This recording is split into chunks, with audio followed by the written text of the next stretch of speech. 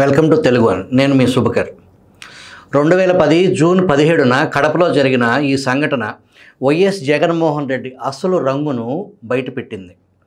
తాను ముఖ్యమంత్రి అవటానికి పనికొచ్చిన వైఎస్ వారసత్వం ఆ తర్వాత సాక్షి టీవీలో వైఎస్ బొమ్మను తీసే వరకు వచ్చింది. జగన్ నైజం చూడండి. 2010 జూన్ 17న కడపలో జర్నలిస్ట్ కాలనీ భూమి పూజ జరిగింది.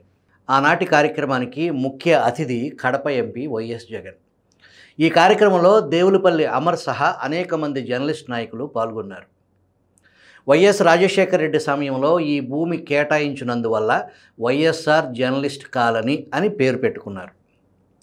మీటింగుకు ముందు జగన్మోహన్ రెడ్డి జర్నలిస్ట్ నాయకులతో కాలనీ అభివృద్ధికి తన ఎంపీ నిధుల నుంచి 2 కోట్లు ఇస్తాను, ఆ విషయం సభలో ప్రకటన చేస్తాను అని వారితో అన్నారు.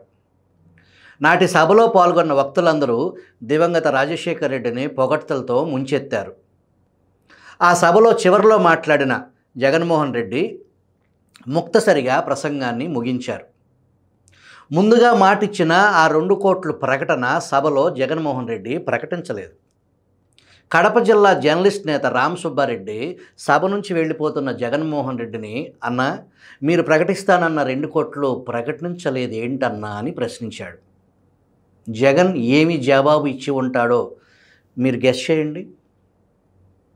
మీ ఊహకు అందదు.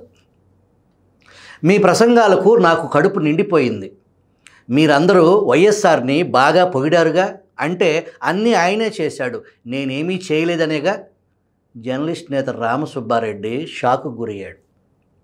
నాటి నుంచి నేటి వరకు ₹1 కూడా జగన్మోహన్ రెడ్డి ఆ కాలనీకి విదిలించలేదు. తండ్రిని పొగిడితే తట్టుకోలేని తనయుడు తండ్రి వారసత్వాన్ని అడ్డం పెట్టుకుని ముఖ్యమంత్రి అయ్యాడు.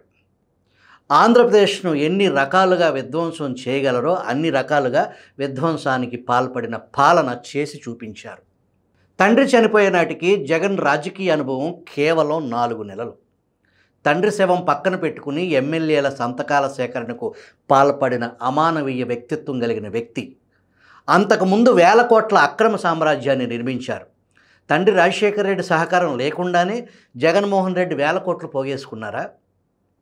తనయుడి అక్రమాస్తుల పాపంలో తండ్రికి భాగం లేదా? తండ్రి నేరస్తుడు కాకుండా పోతాడా? వైఎస్ షర్మిల కాంగ్రెస్ పంచన చేరారు. నాటి రాజశేఖర రెడ్డి అవినీతిలో కాంగ్రెస్ పార్టీకి భాగం లేదా? కాంగ్రెస్ పార్టీ అండదండలతోనే కదా రాజశేఖర రెడ్డి, జగన్మోహన్ రెడ్డి విచ్చలవిడితనానికి ప్రధాన కారణం. వైఎస్ కుమారుడి మీద డజన్ల కొద్దీ కేసులు పెట్టిన కాంగ్రెస్ పార్టీ వైఎస్ రాజశేఖర రెడ్డి విషయంలో తేలుకుట్టిన దొంగలాగా తయారయ్యింది. అన్నతో ఆస్తుల పంపకంలో తేడా వచ్చి వేరుకుంపట పెట్టి ఆనక కాంగ్రెస్ పార్టీలో చేరి తాను ముఖ్యమంత్రి కావాలని కోరుకుంటున్నారు షర్మిల. దేనికోసం? తన అన్నలాగా దోచుకోవటానిక, ప్రజాసేవక? వీళ్ళు వైఎస్ఆర్ పిల్లలు.